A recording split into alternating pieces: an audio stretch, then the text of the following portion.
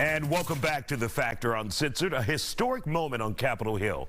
Congressman Hakeem Jeffries has been chosen to become the first nation's black leader of the House Democrats. We can say we knew him way back when here on The Factor. I caught up with him in New York City for Rock Nation's Social Justice Summit this summer.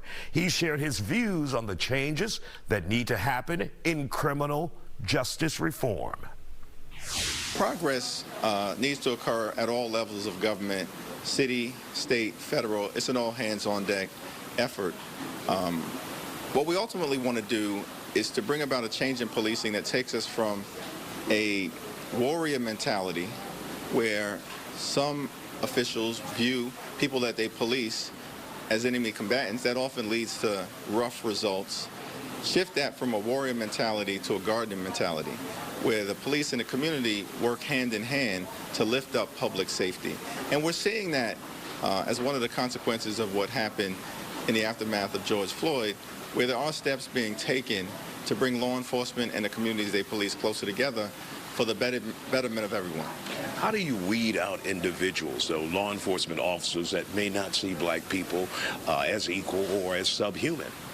Well, what is important is that we provide training that exposes people to the various cultures of the communities that they're going to police, and also make sure that every single person who's given the privilege of carrying a badge and a gun is fit for the job.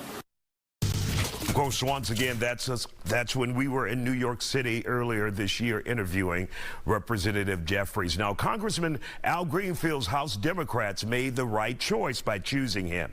He told me about his hopes for Jeffries and the future of the country. Congressman Al Green joins us from Washington, D.C. Congressman Green, we wanted to get your take on Representative Hakeem Jeffries being elected Democratic leader there. Your thoughts on him getting this historic position?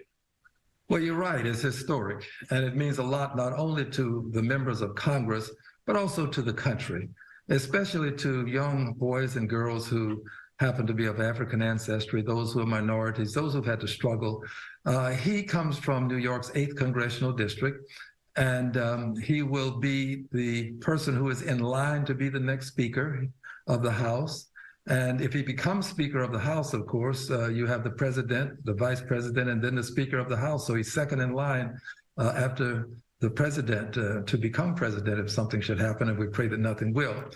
But most importantly, he allows us to be on the right side of both history and politics in selecting him. There are many times when we find ourselves on the right side of politics and the wrong side of history.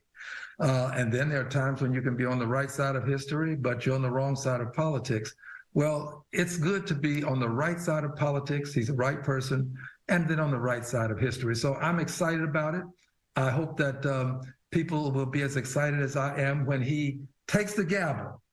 And when the president is about to come in at a joint session of Congress or State of the Union, and it is announced that the president is coming in, you will see Hakeem Jeffries standing at the podium as the majority leader or as the Speaker of the House at some point in the future. That's my belief. And have you had a chance to speak to him after getting this appointment? Yes, we spoke very briefly afterwards. I walked over to give him a congratulatory hug and to let him know that I was honored to support him. And he said that he looked forward to working with me. It's just a great day for this country when we move forward to this extent. It's a quantum leap for some of us. Others see it as just another milestone, but not for those of us who have been around at a time when we never thought we'd see such a day. I've celebrated my 25th birthday 3 times. I didn't think I'd live to see this day. I didn't think I'd live to see Barack Obama as president.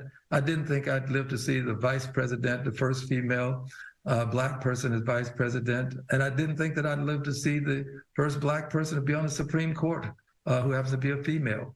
So I've seen a lot in my lifetime. And this is another great occasion for celebration and a belief that it will not only help us in Congress, but the country to understand that we all can play a role and that it's not the color of skin, it's the character within that determines the worth of women and men.